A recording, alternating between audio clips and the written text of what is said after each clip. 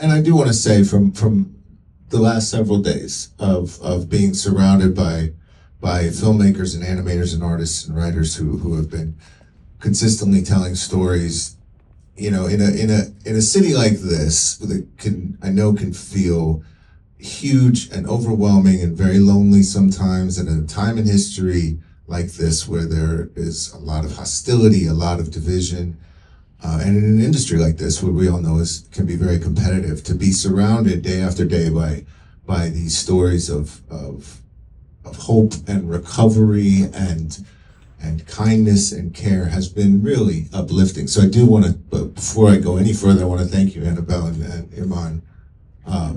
Okay. But you should be very proud of what you're doing here. I think it's really, the world needs more of this. I think we all do.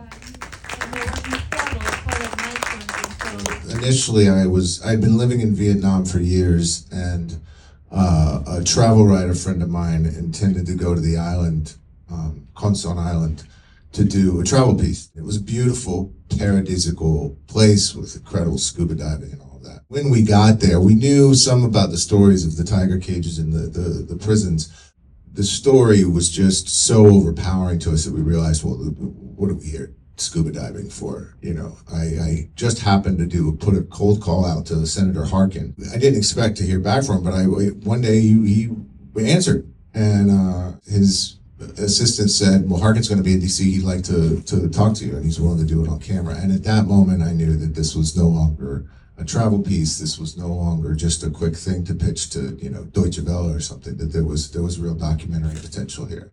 I think there will be a limit on how many films we have about the Vietnam War at some point. We're going to get there. But this is one of those stories for me that was clearly underreported. It's not really known about.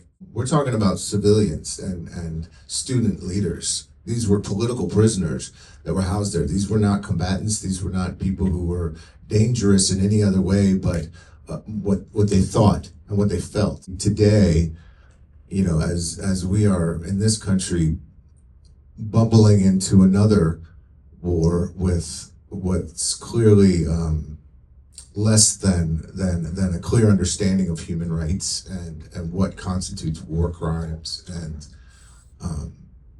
and as we call them, the stupid rules of engagement. I think there's so much to learn from our mistakes in the past, and it's stories like these that we need to hear.